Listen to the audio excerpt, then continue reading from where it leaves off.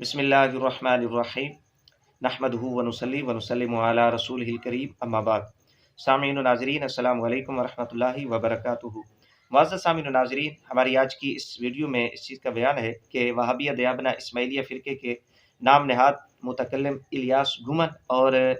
مولوی ماہر محمد دیوبندی اسماعیلی، یہ دونوں حضرات وہابیہ دیابنہ اسماعیلیہ فرقے کے مولویوں کے فتاوی جات کی روشنی میں اور وہابیہ دیابنہ اسماعیلیہ فرقے کے مولویوں کے ہی خود ساختہ اصولوں کی زد میں آ کر رسول اکرم صلی اللہ علیہ وآلہ وسلم کے گستاخ اور توہین کرنے والے قرار پاتے ہیں۔ وہ کس طرح؟ صورت مسئلہ یہ ہے کہ کوئی بندہ اگر یہ کہے یا لکھے اپنی کتاب کے اندر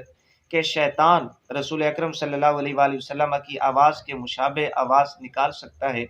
بنا سکتا ہے، تو اس کے بارے میں وہابیہ دیابنہ اسماعیلیہ فرقے کے فتاوی جات کیا کہتے ہیں، یہ ذرا آپ پہلے سماعت فرمائیں۔ حوالہ نمبر 1، خود وہابیہ دیابنہ اسماعیلیہ فرقے کے نام نہاد متکلم الیاس گھمن یہ لکھتا ہے اپنی کتاب فرقہ بریلویت پاک و ہند کا تحقیقی جائزہ، صفحہ نمبر 328 پر عنوان یہ باندھا انبیاء کرام کے متعلق فرقہ بریلویت کے گستاخانہ عقائد، یہ پورا ایک باب باندھا، اور پھر گستاخی کا جو عنوان باندھا ہے وہ یوں ہے: حضور صلی اللہ علیہ وآلہ وسلم کی آواز سے مشابہت۔ اس کے تحت لکھتا ہے: مگر بریلویوں کا عقیدہ ہے کہ شیطان حضور صلی اللہ علیہ وآلہ وسلم کی سی آواز نکال سکتا ہے اور لوگوں کو مغالطہ دے سکتا ہے، گویا حضور صلی اللہ علیہ وآلہ وسلم بول رہے ہیں، معاذ اللہ۔ صفحہ نمبر 328 فرقہ بریلویت پاک و ہند کا تحقیقی جائزہ۔ حوالہ نمبر 2، وہابیہ دیابنہ اسماعیلیہ فرقے کے مفتی مجاہد لکھتے ہیں، ہدیہ بریلویت ان کی کتاب ہے، صفحہ نمبر 212، اور یہ بھی بتا دوں یہ کتاب الیاس گمن کی پسندیدہ کتاب ہے۔ عنوان باندھا حضور صلی اللہ علیہ وآلہ وسلم کی توہین، مطلب یہ کہ جو بھی عبارت اس کے تحت نقل کریں گے وہ رسول اکرم صلی اللہ علیہ وآلہ وسلم کی توہین پر مبنی ہوگی۔ شیطان اپنی آواز حضور صلی اللہ علیہ وآلہ وسلم کی آواز سے مشابہ کر سکتا ہے، یہ صفحہ نمبر 212 کے اوپر مفتی مجاہد نے لکھا، اور یہ الیاس گمن کی پسندیدہ کتاب ہے۔ حوالہ نمبر 3، کتاب کا نام ہے رضا خانیت پر 4 حرف، صفحہ نمبر 33، عنوان باندھا حضور صلی اللہ علیہ وآلہ وسلم کی آواز سے مشابہت، وہی عبارت جو گمن نے اپنی کتاب کے اندر لکھی ہے۔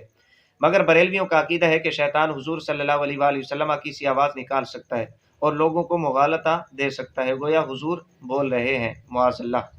رضا خانیت پر 4 حرف۔ حوالہ نمبر 4،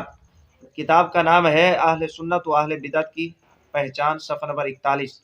یہاں پر لکھتے ہیں: بریلویت امت کا عقیدہ ہے کہ شیطان حضور صلی اللہ علیہ وآلہ وسلم جیسی آواز بنا سکتا ہے۔ حوالہ نمبر 5، وہابیہ دیابنہ اسماعیلیہ فرقے کی معتبر مستند کتاب رضا خانی مذہب، اور اس کتاب پہ اکابرین وہابیہ دیابنہ کے متعدد علماء کی، متعدد مولویوں کی تقاریض ہیں۔ اس کتاب کا حصہ دوم، صفحہ نمبر 223، عنوان باندھا انبیاء علیہ السلام کی توہین، ابلیس حضور صلی اللہ علیہ وآلہ وسلم کی سی آواز نکال سکتا ہے۔ یہ توہین ہے، یہ نظریہ رکھنا، یہ لکھنا اپنی کتاب کے اندر کہ ابلیس حضور علیہ السلام کی آواز کے مشابہ آواز نکال سکتا ہے۔ حوالہ نمبر 6،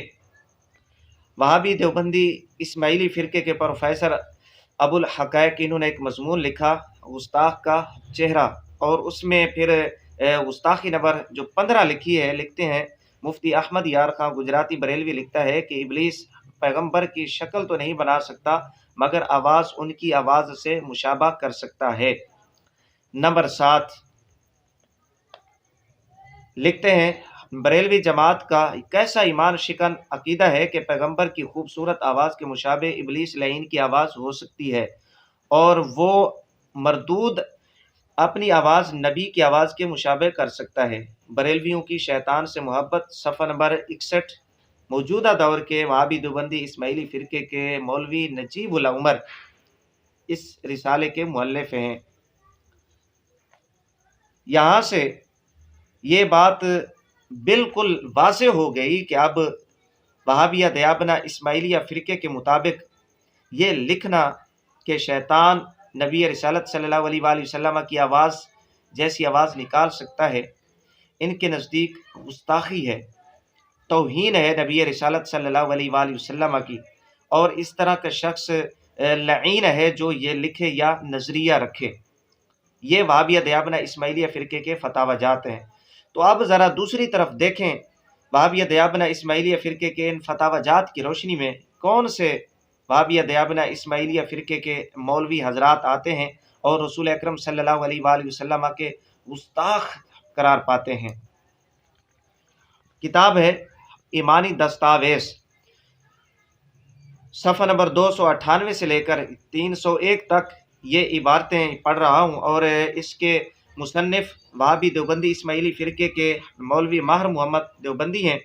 اور یہ کتاب ایمانی دستاویز وہابیہ دیابنہ اسماعیلیہ فرقے کے متکلم الیاس گھمن کی مصدقہ ہے، وہ تصدیق کرنے والے ہیں اس کتاب کی۔ تو گویا جتنا اس کتاب کا ذمہ دار مولوی ماہر محمد ہے، اتنا ہی مولوی الیاس گھمن ہے۔ یہ کیا لکھتے ہیں؟ واقعہ یہ ہے کہ آپ تو قرآن سے توحید بیان کر رہے تھے، مگر اونگنے کی کیفیت سے آواز میں نرمی تھی۔ شیطان نے آپ جیسی آواز اونچی بنا کر بتوں کی تعریف میں اشعار پڑھ دیے۔ مزید لکھتا ہے